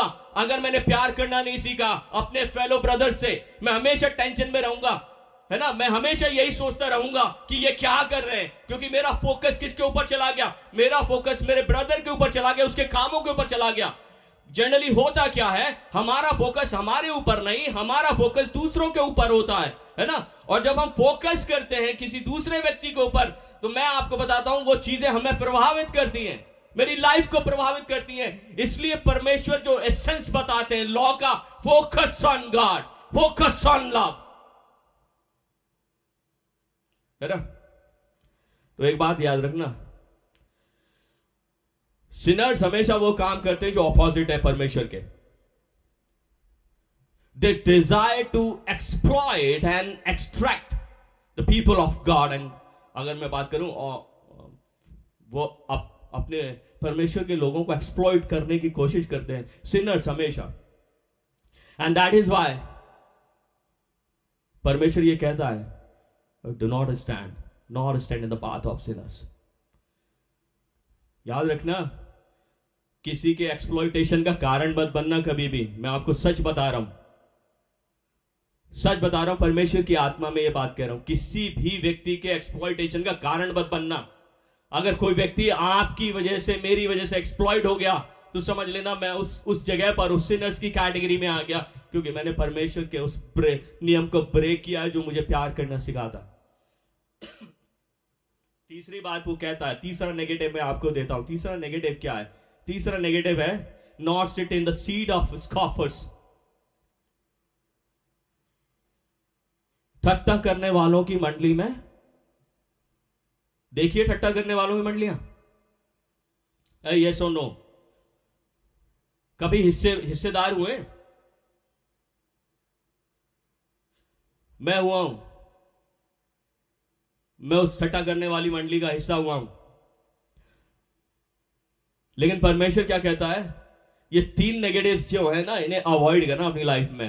नेगेटिव्स तो बहुत सारे हैं जो पवित्र शास्त्र बाइबल में पाए जाते हैं, लेकिन पर्टिकुलरली भजन पहले अध्याय को जब आप स्टडी करते हैं, तो परमेश्वर ये सिखाते हैं कि जो है इन 3 नेगेटिव्स को फॉलो नहीं करना, इसे हमेशा अवॉइड करना। ठट्टा करने वाले जहां कहीं भी इकट्ठे होते हैं ना, उनके बाजू में एक सीट हमेशा खाली रहती है। एक नहीं, कई सारी सीटें खाली रहती हैं। आप कभी भी कहीं भी किसी वक्त भी उसे ज्वाइन कर सकते हो, है ना। और जो ठट्टा करते हैं ना, उन्हें ठट्टा करने में मजा आता है। ये उनका प्लेजर बन चुका है, ग्रेट प्लेजर बन चुका है। अगर मैं ये गलत शब्द नहीं यूज कर रहा हूं, ग्रेट प्लेजर बन चुका है। तो क्या करना चाहिए मुझे? ऐसे लोगों की संगत करना चाहिए, या ऐसे स्कॉपर्स के साथ में मिलना चाहिए जो खाली दूसरों का उपहास उड़ाते हैं, और खासतौर से उन लोगों का जो भला कर रहे हैं, जो अच्छा कर रहे हैं, है ना। ऐसे स्कॉपर्स के साथ में मैं नहीं रह सकता, परमेश्वर मना कर रहा है। और इसीलिए अगर मैं ब्लेस्ड होना चाहता हूं, अगर मैं हैप्पी होना चाहता हूं, तो मुझे इन 3 कैटेगरीज में जो नेगेटिव्स हैं, है ना, क्योंकि ये एक्शंस मेरे दर्शाते हैं। वॉकिंग एक एक्शन है, सिटिंग एक एक्शन है, स्टैंडिंग एक एक्शन है ना। तो ये इन 3 एक्शन के लिए परमेश्वर ने जो नेगेटिव्स रखे हैं, इसको अवॉइड करना बहुत जरूरी है। अगर मैं अपनी लाइफ को खुश बनाना चाहता हूं, ऑल टाइम खुश रहना चाहता हूं, ऑल टाइम परमेश्वर के लिए ब्लेस्ड रहना चाहता हूं, तो मुझे अवॉइड करना पड़ेगा। सबसे इंपॉर्टेंट चीज जो परमेश्वर का वचन कहता है, गॉडली और राइचियस लोग हमेशा इन 3 चीजों को अवॉइड करके अपने लिए प्लेजर ढूंढते हैं। और वो प्लेजर उन्हें कहां मिलता है? बोलिए।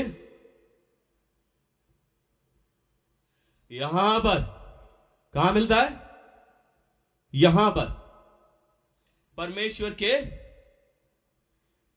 वचन में उनका प्लेजर है। ठीक है।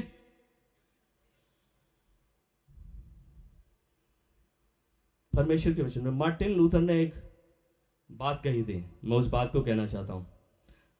मार्टिन लूथर ने बोला, I could not live in the paradise without the word of God.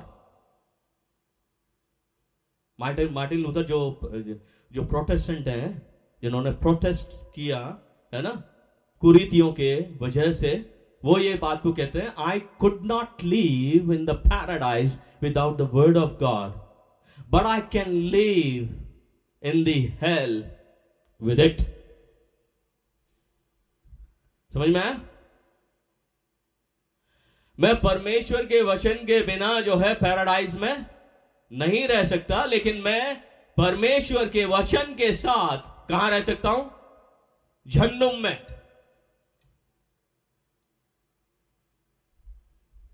Hello में। परमेश्वर का वचन इतना इंपॉर्टेंट है कि अगर जिंदगी जहन्नुम में भी होगी, हेल में भी होगी, तब परमेश्वर का वचन उस हेल से निकालने में जो है काम कर सकता है, उस हेल से बचाने की सामर्थ रखता है, उस अधोलोक से बचाने की सामर्थ रखता है। यह परमेश्वर का वचन। और जो राइचियस होते हैं उनका प्लेजर क्या है? जो गॉडली है तो उनका प्लेजर क्या है? वचन को सुनना, वचन को पढ़ना। क्योंकि यहां पर लिखा हुआ है, वह तो, आप यहां पे 2 पॉजिटिव दिखाने वाला हूं मैं। अभी तो नेगेटिव की बात कर रहा था, लेकिन यहां पे 2 पॉजिटिव हैं। और पॉजिटिव क्या है? वह तो परमेश्वर की व्यवस्था से प्रसन्न रहता है। ये पॉजिटिव बात है। उसका डिलाइट जो है परमेश्वर के वचनों में। तो क्या मेरा डिलाइट परमेश्वर के वचनों में? अब सवाल खड़ा होता है, मैंने ऐसे बहुत सारे लोग देखे हैं जो परमेश्वर के वचन जब सुनाए जाते हैं, वो बोरियत उन्हें आती है, हैं? और जब बोरियत आती है तो इसका मतलब है कि उनका प्लेजर, वो अपनी लाइफ से ये शो करना चाहते हैं, उनका प्लेजर परमेश्वर के वचन को सुनने में भी नहीं है। बहुत सारे ऐसे लोग हैं जब परमेश्वर के वचन सुनाया जाता है, वो स्लम्बरिंग की अवस्था में जाते हैं। स्लम्बरिंग की अवस्था में, इसका मतलब यह है कि मैं अपने कैरेक्टर से, अपनी लाइफ से ये प्रूव करता हूं, this is not my delight, ये मेरा डिलाइट नहीं है। परमेश्वर का वचन डिलाइटफुल नहीं है, मेरे लिए नहीं है। ऐसे वो अपने कैरेक्टर से दर्शाना चाहते हैं। लेकिन मैं आपको बताता हूं, जो राइशियस है उनका कैरेक्टर क्या है? उनका कैरेक्टर यह है कि वो परमेश्वर की व्यवस्था से चाहे सुनाई जाए, चाहे वो रीड करें, उनकी ये व्यवस्था जो परमेश्वर ने उन्हें दी है, उसमें ही उन्हें आनंद आता है। आनंद क्यों? क्योंकि वो हर एक गलत काम से बच जाते हैं, हर एक गलत सोच से बच जाते हैं। हर एक जो बुरी बात है, इविल है, विकेड है, उससे बच जाते हैं और उस गॉडली कैरेक्टर को मेंटेन करने पाते हैं, क्योंकि ये वचन उनके लिए उस खुशी का काम करता है ना। और साथ ही साथ जो गॉडली है उन्हें एक विजन दिखाई देता है, और वो विजन क्या दिखाई देता है? वो विजन है मेरा लाइफ परमेश्वर के साथ, मेरा टारगेट वो स्वर्गीय जिंदगी, वो इटर्नल लाइफ जो परमेश्वर के साथ है, उन्हें वो दिखाई देने लगती है। इसलिए जब भी वो वचन को पढ़ते हैं वो डिलाइटफुल हो जाते हैं, क्योंकि इस वचन के थ्रू जो है वो परमेश्वर के साथ उस अनंत जीवन को देखने पाते हैं। इसलिए वो उनको बोरियत फील नहीं होती है, उनका डिलाइट है ना। अभी खाली रीड करना ही काफी नहीं होता है, भजनकार ये सिखाना चाहता है। बहुत सारे लोगों की हैबिट होती है, 2-4 वर्सेस पढ़े and gone, right? Just because of the busy schedule जो हमारी लाइफ का है, उसकी वजह से हम प्रार्थना में जाते हैं और 2 लाइन पढ़ी या 2 वर्सेस पढ़ी एंड गॉन। ये है हमारा कैरेक्टर है, ये रियल कैरेक्टर मैं आपको बता रहा हूं। लेकिन जो एक राइचियस और गॉडली है, उसका कैरेक्टर क्या? उसका कैरेक्टर है वो खाली रीड ही नहीं करेगा, दूसरा पॉजिटिव जो इंपॉर्टेंट पॉजिटिव है, ही मेडिटेट्स और she meditates on the word of God. Meditation important है।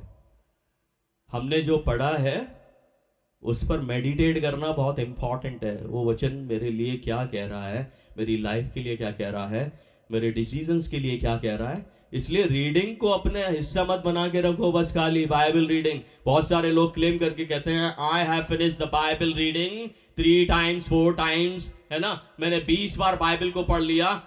बाइबल पढ़ना एक अलग चीज है, लेकिन मेडिटेट कितनी बार किया ये इंपॉर्टेंट है। परमेश्वर के लिए मेडिटेशन इंपॉर्टेंट है। अभी अगर मैं ईस्टर्न थिंकिंग की बात करूं ना, ईस्टर्न जो पूर्वी लोग हैं उनकी जो थिंकिंग है मेडिटेशन के संबंध में, उनकी थिंकिंग है मेडिटेशन जब भी कोई व्यक्ति करे वो अपने आप को खाली करके करे, ठीक है, अपने आप को खाली करके करे, ताकि वो उस मोमेंट को एंजॉय कर सके जिस मोमेंट में वो मेडिटेशन कर रहा है। ये ईस्टर्न थिंकर कहते हैं। मेडिटेशन की जो टेक्निक है, मेडिटेशन करने वालों को एनकरेज करते हैं कि अगर आपको मेडिटेशन करना है तो आपको क्या करना है, अपने आप को खाली करना है ताकि आप उस मोमेंट को एंजॉय कर सके। लेकिन क्रिश्चियन मेडिटेशन क्या होता है वो मैं आपको बताना चाहता हूं। क्रिश्चियन मेडिटेशन होता है फीलिंग, खाली नहीं करना है। क्योंकि अगर मैंने खाली कर दिया, जो कुछ सीखा है वो खाली नहीं करना है मुझे, वो तो बने रहना है, मुझे तो और फिल करना है अपने अंदर। मेडिटेशन की एक वो है, क्योंकि अगर मैं खाली करूंगा तो there is a possibility of danger of what? Evil thoughts, satanic thoughts capture कर लेगा माइंड अगर मैंने खाली कर दिया तो। लेकिन परमेश्वर क्रिश्चियन मेडिटेशन के बारे में बात करता है। क्रिश्चियन मेडिटेशन क्या है? क्रिश्चियन मेडिटेशन है to fill it with the word of God. क्या करना है? जितना ज्यादा हो सके परमेश्वर का वचन अपने अंदर क्या करना है? भर लेना है। यह है क्रिश्चियन मेडिटेशन, ठीक है। और जो लोग मेडिटेट करते हैं, है ना, अभी परमेश्वर कहना चाहते हैं जो लोग मेडिटेट करते हैं उनके लिए परमेश्वर एक काम करता है ना, जो अपने आप को इन 3 नेगेटिव से दूर रखते हैं, परमेश्वर उनके लिए काम करता है, वो उन्हें प्लांट करता है। कहां पे प्लांट करता है? बोलिए। अरे बाइबल में लिखा है, कहां प्लांट करा? वर्स 3, कहां प्लांट किया है?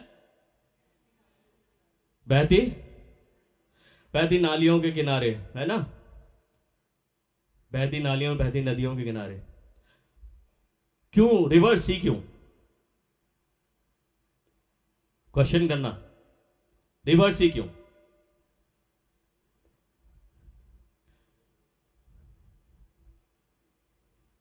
इंपॉर्टेंट है।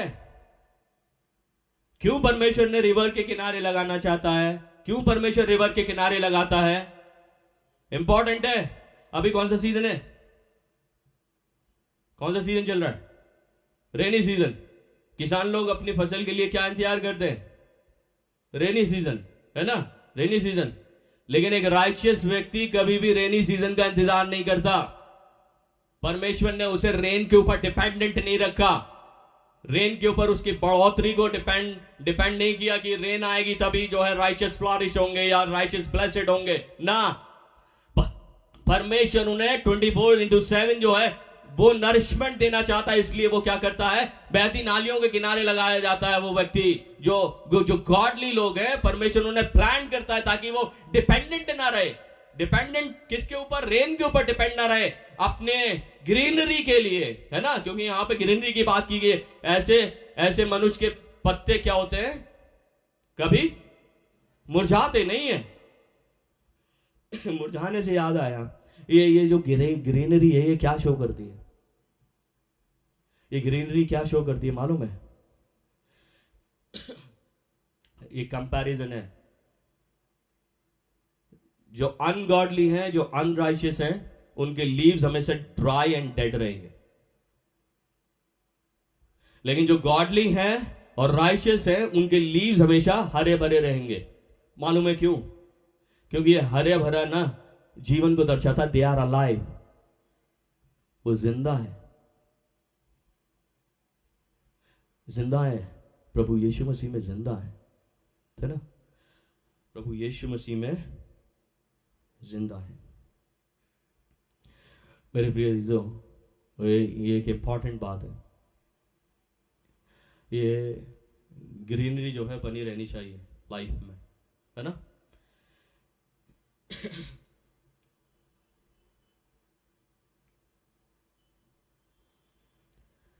ये जीवित रहना, बना रहना चाहिए लाइफ में। और एक सेंटेंस उसमें लिखा है कि ऐसा पुरुष या ऐसी स्त्री जो कुछ भी करता है वो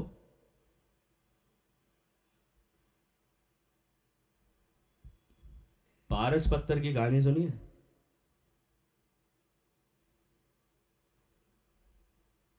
पारस पत्थर एक, जब भी हमें बचपन में कहानी सुनाई जाती थी, पारस पत्थर एक ऐसा पत्थर है कि वो क्या करता था? सोना बना देता था। तो क्या परमेश्वर के लोग ऐसे लोग हैं कि अगर किसी को भी छू लें, किसी भी काम में हाथ डालें, वो सक्सेसफुल हो जाए, है ना? क्या ये समझ है? कुछ भी करें, है ना, सफल हो जाए, ये अंडरस्टैंडिंग नहीं है यहाँ पे, है ना? केयरफुल रहने की जरूरत है कि अरे मैं तो गॉडली हूं, मैं तो राइटियस हूं, इसलिए अब मैं जो कुछ भी करूंगा वो सफल हो जाऊंगा। ये अंडरस्टैंडिंग नहीं है। जिस भी काम में हाथ डालूंगा वो सफल हो जाऊंगा, ये अंडरस्टैंडिंग नहीं है। लेकिन अंडरस्टैंडिंग क्या है?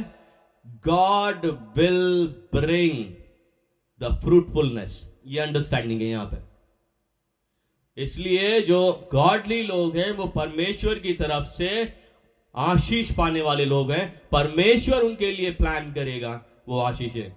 ये हमारे ऊपर नहीं, हमारे एफर्ट से नहीं, हम चाहे कुछ भी कर सके ना, परमेश्वर जो है वो आशीषें उनके जीवन में लेकर आएगा।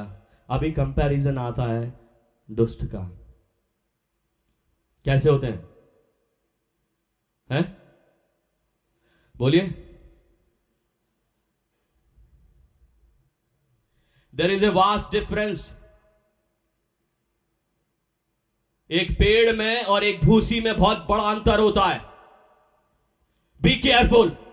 क्या बनना चाहते हैं, भूसी या पेड़? बोलिए। अगर पेड़ बनना चाहते हैं तो कहें हालेलुया। मैं भूसी नहीं बनना चाहता। भूसी हल्की होती है, उड़ाई जाती है, भूसी का कोई वजूद नहीं होता, वो वर्थलेस है ना? उसका ये समझ लिए कोई इस्तेमाल नहीं है। मैं भूसी नहीं बनना चाहता। और भूसी हल्की होती है। जब आप ग्रेन देखते हैं भूसी कैसे निकाली जाती है, वो हवा के बीच में वो ग्रेन को डाला जाता है और वो भूसी जो उड़ के बाहर निकलती है और ग्रेन जो हैवी है वो नीचे गिर जाता है। मैं भूसी नहीं बनना चाहता मेरे प्रिय अजीजों, क्योंकि मेरा ये कैरेक्टर नहीं है। परमेश्वर मुझे भूसी नहीं देखना चाहता, वो तो मुझे पेड़ बनते हुए देखना चाहता है। मेरा इंकरेजमेंट आप सबके लिए इस मॉर्निंग में है, कि भूसी ना बने, वरन उस पेड़ को बन जाएं, उस पेड़ में कन्वर्ट हो जाएं, जिसे परमेश्वर बहती नदियों के किनारे लगा दे। बहुत बड़ा डिफरेंस है। भूसी का एक अगर आप उठा के देखेंगे ना, वो बहुत छोटा सा होता है, लेकिन पेड़ बहुत बड़ा होता है। ये वास्ट डिफरेंस है गॉडली और अनगॉडली में, राइशियस एंड अनराइशियस में। और परमेश्वर चाहता है कि जो बिलीव करते हैं, जो फॉलो करते हैं, जो परमेश्वर के लोग खुश रहना चाहते हैं, हैप्पी रहना चाहते हैं, ब्लेस्ड रहना चाहते हैं, उन्हें नेगेटिव्स को अवॉइड करना है और उस पॉजिटिव बात में जो परमेश्वर का वचन है बढ़ते जाना है, मेडिटेट करना है और वो डिलाइटफुल बनाना है अपने लिए कि मेरे लिए मेरे परमेश्वर का वचन सर्वोपरि वचन है, मेरे लिए मेरे परमेश्वर का वचन डिलाइटफुल है। मेरी प्रसन्नता सिर्फ इसको पढ़ने में नहीं, इसको सुनने में भी होनी चाहिए, इसको प्रचार करने में भी होनी चाहिए। मेरी प्रसन्नता सिर्फ और सिर्फ परमेश्वर का वचन होना चाहिए। मैं गारंटी दे रहा हूं, द स्पिरिट ऑफ गॉड, परमेश्वर आपको एक पेड़ जो फलवंत पेड़ है उसके समान बना देगा। हालेलुया।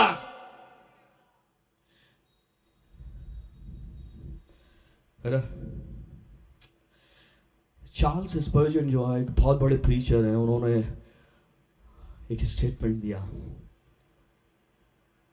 इंट्रिंसिकली इसके बारे में, भूसी के बारे में, worthless, dead, unserviceable, without substance, easily carried away. ये बहुत बड़े प्रचारक का एनालिसिस है भूसी के लिए। अगर आपने कभी उनकी किताबें पढ़ी हो या उनके स्टेटमेंट पढ़े हो तो आपको समझ में आएगा। चार्ल्स स्पर्जन जो है इस बात को कह रहे हैं भूसी कैसी होती है। वो कहते हैं worthless, dead, unserviceable, without substance, easily carried away. पेड़ जो परमेश्वर के द्वारा लगाया गया पेड़ है ना, वो तूफान में भी स्थिर रहता है। हालेलुया। जो परमेश्वर के द्वारा पेड़ है ना, वो डेड नहीं होता कभी, उसमें लाइफ होती है। हालेलुया। परमेश्वर के द्वारा पेड़ जो लगाया गया है ना, वो सर्विसेबल है, मतलब सर्विस के काम आता है ना। उसके पत्ते मुरझाते नहीं, वो सर्विस के काम आता है, लोगों को छाया दे सकता है ना। और जब कहते हैं ना अपनी ऋतु में फलता है ना। हाँ, याद रखना फ्रूट का सीजन होता है। कभी कभी लोग इम्पेशेंट हो जाते हैं। ये सेंटेंस मुझे पेशेंट बनाता है। अभी चेंज हुआ जीवन, अभी से फ्रूट देखने लग जाते हैं। अभी प्रार्थना करी, अभी इसको फ्रूट देखने लग जाते हैं। याद रखना, पेड़ को जब हम लगाते हैं ना, उसको बढ़ने का भी समय है ना, उसके फल आने का भी समय है। तो परमेश्वर क्या चाहते हैं? परमेश्वर के लोगों को पेशेंट होना बहुत जरूरी है। अगर वो फल देखना चाहते हैं, अपनी दुआओं का फल देखना चाहते हैं, अपने कामों का फल देखना चाहते हैं, अपने गॉडली कैरेक्टर का फल देखना चाहते हैं, है ना, अपने तमाम उन बातों का फल देखना चाहते हैं जो परमेश्वर के जरिए, परमेश्वर की आत्मा में उन्होंने रखी, अगर फल देखना चाहते हैं तो परमेश्वर ये कहते हैं कि आपको धीरज रखने की आवश्यकता है, कि फल का सीजन होता है मेरे प्रिय अजीजों।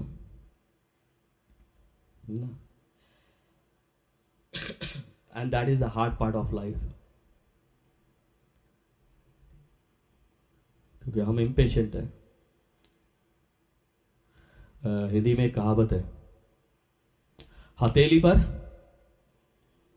क्या करना? सरसों उगाना।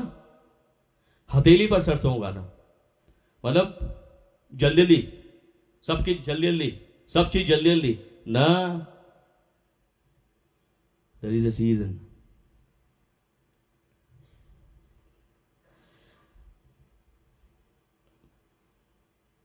दो चार बातें कह के खत्म करता हूं मैं।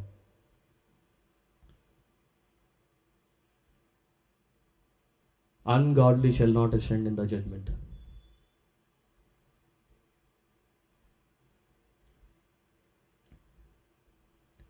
Ungodly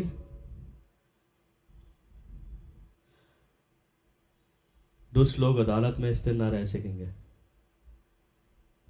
because they have no weight. भूसी में वेट नहीं होता। दुष्ट लोग अदालत में स्थिर ना रह सकेंगे। बेलशस्सर से परमेश्वर ने क्या कहा था? डैनियल 5:27 क्या बोला था? बेलशस्सर उसने जो है दीवार पे एक लेख देखा। क्या लिखा था उसमें? मने मने तकेल ऑब्सरीन, ये लिखा होता, एक लेख लिखा हुआ था। क्या लिखा था उस पर? उसका मतलब क्या बताया डैनियल ने? तो तौला तो गया लेकिन हल्का पाया गया। तो जो अनगॉडली हैं, जो अनराइशियस हैं, वो तौले तो जाएंगे लेकिन हल्के पाए जाएंगे, भूसी के समान पाए जाएंगे। मैं आपको बिल्कुल परमेश्वर की आत्मा में कह रहा हूं, भूसी के समान पाए जाएंगे। इसलिए मैं इस बात को कहता हूं कि ungodly shall not stand in the judgement because they have no weight. कोई उनका औचित्य नहीं, उनके पास वेट ही नहीं है, उनके कामों का वेट नहीं है, उनकी सोच का वेट नहीं है, क्योंकि वो अनर्थ युक्तियां गढ़ते हैं, अनर्थ काम करते हैं, है ना। ऐसे लोगों का कोई वेट नहीं होता। अभी परमेश्वर कहते हैं, परमेश्वर ने कहा, और ना पापी धर्मियों की मंडली में स्थिर रह या बैठेंगे, है ना। Nor Sinner in the congregation of righteousness. क्यों मालूम है? They will not share the glory of a righteous people, of a righteous person. मेरा, अगर मैं उस कैरेक्टर में पाया जाता हूं, गॉडली कैरेक्टर में, मेरा ग्लोरी परमेश्वर में अलग है। अगर आप परमेश्वर में राइचियस पाए जाते हैं, आपका ग्लोरी अलग है, और सिनर्स को वो ग्लोरी नहीं मिलेगी जो एक राइचियस की ग्लोरी है। इसीलिए यहां पर ये शब्द लिखा गया है कि पापी जो है धर्मियों की मंडली में स्थिर नहीं रह सकेंगे, क्योंकि परमेश्वर जो है एक क्लियर कट जो है डिवीजन रख रहा है। हमारे पास कंपैरिजन है, इस पहले ही अध्याय में कंपैरिजन है। हमारी ग्लोरी जो है परमेश्वर में, प्रभु यीशु मसीह में, है ना, उस अवॉइडेंस से, है ना, जो हमने अवॉइड किया, है ना, उस मेडिटेशन से, उस परमेश्वर के वचन पे डिलाइटफुल से, परमेश्वर के द्वारा जो ग्लोरी ठहराई गई है उसके लोगों की, वो हम शेयर नहीं कर सकते पापियों के साथ में। ये क्लियर कट कंपैरिजन है मेरे प्रिय अजीजों, क्योंकि परमेश्वर किसका मार्ग जानता है? धर्मियों का। और दूसरों का मार्ग क्या हो जाएगा?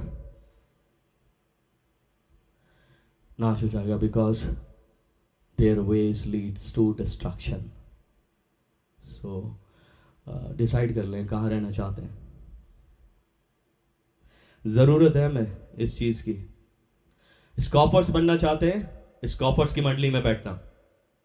सिनर्स बनना चाहते हैं, सिनर के साथ में बैठना। विकेट बनना चाहते हैं, विकेट के साथ में बैठना। लेकिन अगर गॉडली बनना चाहते हैं, राइचियस बनना चाहते हैं, तो एक गॉडली और राइचियस व्यक्ति के साथ में ही बैठना, एक राइचियस कम्युनिटी के साथ में ही बैठना, एक राइचियस ग्रुप में ही बैठना, एक गॉडली ग्रुप में ही बैठना। परमेश्वर यही चाहते हैं। तो मुझे अब यह तय करना है कि मैं क्या अवॉइड करने वाला हूं या फिर इन वचनों को फॉलो करने वाला हूं। ये एनकरेजमेंट है परमेश्वर की तरफ से, क्योंकि परमेश्वर किसी को भी नाश नहीं करना चाहते, वरन एक पेड़ बनाना चाहते हैं जो आशीषित और फलवंत होने पाए। परमेश्वर हर एक व्यक्ति को हैप्पी देखना चाहते हैं, खुश देखना चाहते हैं और मुबारकी देना चाहते हैं। So be a blessed man and women of God and avoid all three negatives and be happy, be delightful, all too positive that God declares today. God bless you. Let us pray.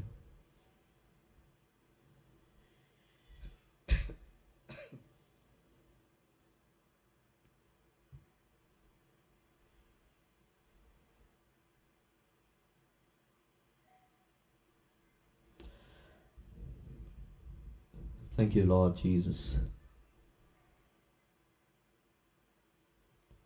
Thank you, Lord. तेरा धन्यवाद हो प्रभु इन वचनों के लिए।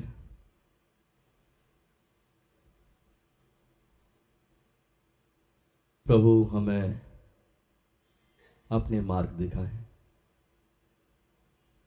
हमें धर्मी बनाए पिता। हम भूसी नहीं बनना चाहते, वरन एक पेड़ बनना चाहते हैं, ऐसा पेड़ जो फल लाए। सबसे पहले प्रभु हम आत्मा के फलों से लदे जाएं।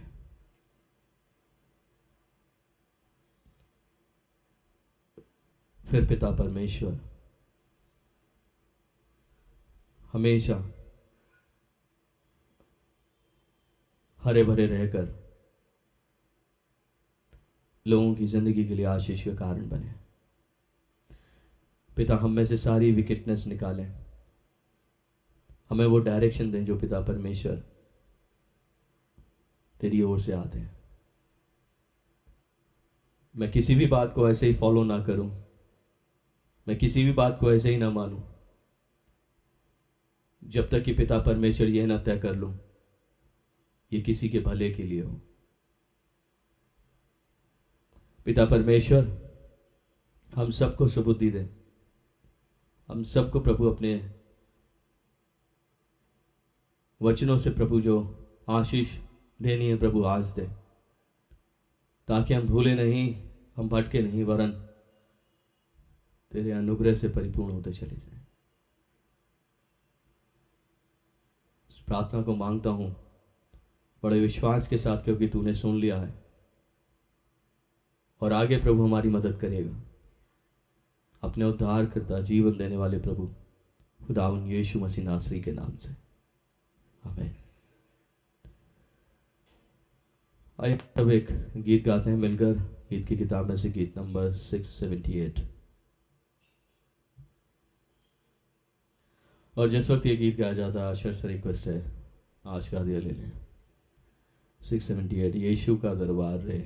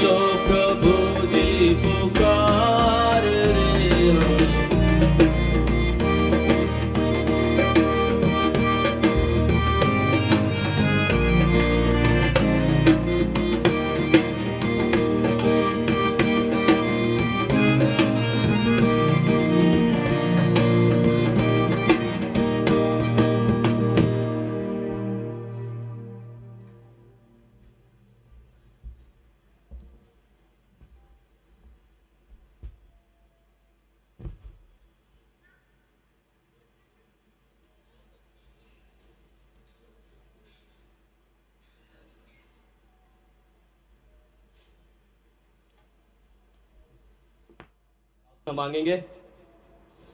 धन्यवाद देना चाहते पिता परमेश्वर कि हमको प्रभु ये मौका मिला कि तेरे सामने आकर इन भेंटों को चढ़ा सकें। प्रभु हम भेंटों को अर्पण करते हैं जो प्रभु तेरी आशीषों का एक छोटा सा हिस्सा है। इसे कबूलें और 1000 गुने रूप में प्रभु अपने लोगों के जीवन को आशीष में बनाएं और होने दें कि ये प्रभु भेंटें तेरे कामों के वास्ते इस्तेमाल की जा सकें। खुदावन यीशु मसीह के वसीले से आमीन। धन्यवाद धन्यवाद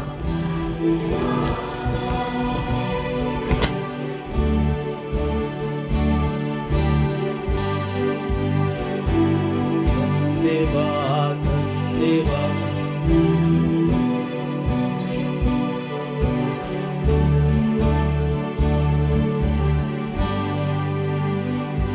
सारी आशीषें आती ऊपर से। हालेलुया धन्यवाद।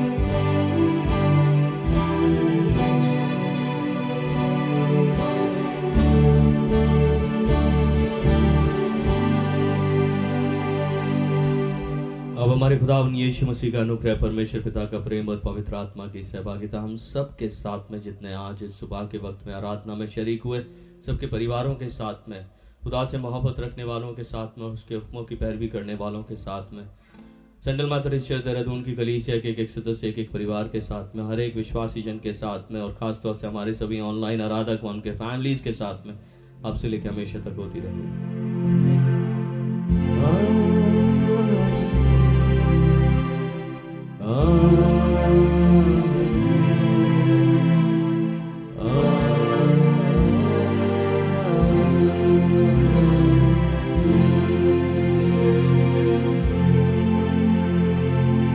Thank you. God bless you.